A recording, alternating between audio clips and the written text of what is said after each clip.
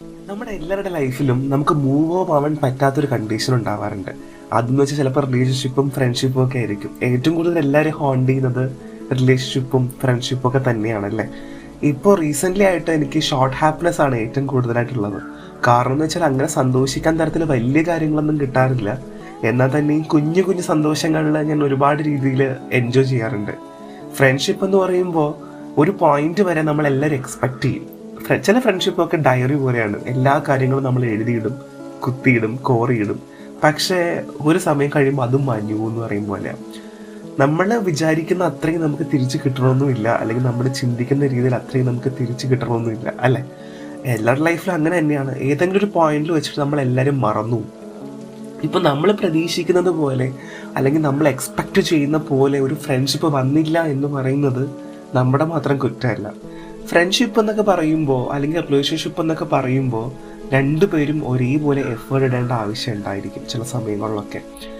Effort in the sense അത് ഒരാൾക്ക് വേണ്ടി എത്രത്തോളം ചെയ്യുന്നു, എത്രത്തോളം എങ്ങനെയൊക്കെ ചെയ്യുന്നു എന്നുള്ളതിലല്ല കാര്യം. ഇപ്പോൾ ഒരാൾ ഫോൺ വിളിക്കുമ്പോൾ പെട്ടെന്ന് എടുക്കുന്നു, ഒരാൾ മെസ്സേജ് അയക്കുമ്പോൾ പെട്ടെന്ന് മെസ്സേജിന് റിപ്ലൈ കൊടുക്കുന്നു, അവൈലബിൾ ആകുന്നു എന്ന് പറയുമ്പോൾ അത് എല്ലാവർക്കും അങ്ങനെ ആകണമെന്നില്ല.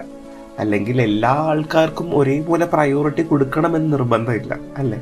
ചിലപ്പോൾ അയാൾക്ക് എപ്പോഴെങ്കിലും പ്രയോറിറ്റി കിട്ടാത്ത ഒരു സാഹചര്യത്തിൽ അല്ലെങ്കിൽ അയാൾക്ക് അനുഭവിച്ച വേദന മറ്റൊരാൾക്ക് ലഭിക്കരുതെന്ന് തോന്നിക്കൊണ്ടായിരിക്കണം അയാൾ ചെയ്യേണ്ടാവുക.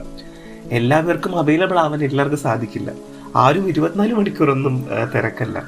അല്ലെങ്കിൽ ഞാനും ബിസിയാണ്, എനിക്കിന്ന് പറ്റില്ലടാ, ഞാൻ നിന്നെ വിളിച്ചോളാം, എനിക്കിന്ന് സുഖമില്ല എന്ന് പറയുന്നതിലായിരിക്കും ചിലപ്പോൾ ഏറ്റവും ആ ഒരൊറ്റ മെസ്സേജ് മതിയായിരിക്കും അല്ലേ. ലാസ്റ്റ് ഒരു ഗുഡ് നൈറ്റ് അയക്കുമ്പോൾ ആ ഗുഡ് നൈറ്റ് മതിയായിരിക്കും. എടാ ഞാൻ നാളെ വിളിച്ചോളാം, ഗുഡ് നൈറ്റോടെ നീ കടന്നു എന്ന് പറയുമ്പോൾ തന്നെ നമുക്ക് ചിലപ്പോൾ അത് മതിയായിരിക്കും.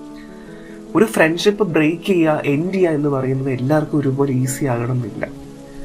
ചിലപ്പോൾ ലൈഫ് ലോങ് കൊണ്ടുപോകണം, നീ എൻ്റെ കൂടെ ഉണ്ടാകണം എന്നൊക്കെ പറയും.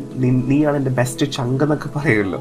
ചങ്ക്, കരൾ എന്നൊക്കെ പറയുന്ന പുതിയ ടേംസ് ഒക്കെ ഉപയോഗിച്ച് നമ്മൾ അതിനെ ഫിക്സ് ചെയ്ത് നിർത്തുമ്പോൾ അല്ലെങ്കിൽ ലേബിൾ ചെയ്യുമ്പോൾ അത് മുമ്പോട്ട് എത്രത്തോളം പോകുന്നുണ്ടായിരിക്കും, അല്ലെങ്കിൽ ഇനി എങ്ങനെയാണ് എന്നൊക്കെ ചിന്തിക്കുമ്പോൾ ചിലപ്പോൾ നമ്മളെ ഹോണ്ട് ചെയ്യുന്ന രീതിയൊക്കെ ഡിഫറെൻ്റ് ആയിരിക്കും. ചില ആൾക്കാർ മൂവ് ഓൺ ആവാൻ കുറച്ച് സമയം എടുക്കും, ചില ആൾക്കാർ മൂവ് ഓൺ പെട്ടെന്നാവുകയും ചെയ്യും. കാരണം അവർ എക്സ്പെക്റ്റഡ് ആയിരിക്കും ഇത് അങ്ങനെ സംഭവിക്കും എന്നുള്ളത്. പക്ഷെ എല്ലാവരും ഒരുപോലെ ആകണം എന്നില്ല. ചില ആൾക്കാർ അങ്ങനെ ചിന്തിക്കാനുള്ള ചാൻസ് കുറവാണ്. മൂവ് ഓൺ ആവുക എന്ന് പറയുന്നത് it's bit difficult.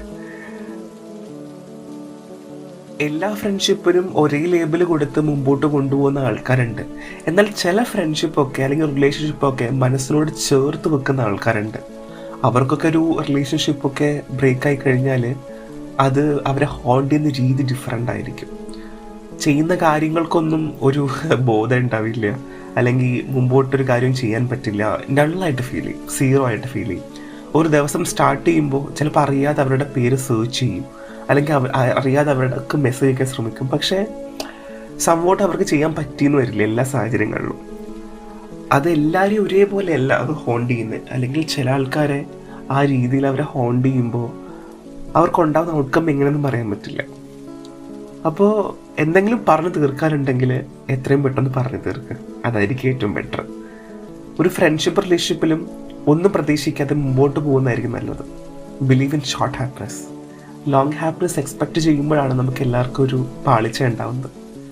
So it's me psycho Mathan signing off. Thank you.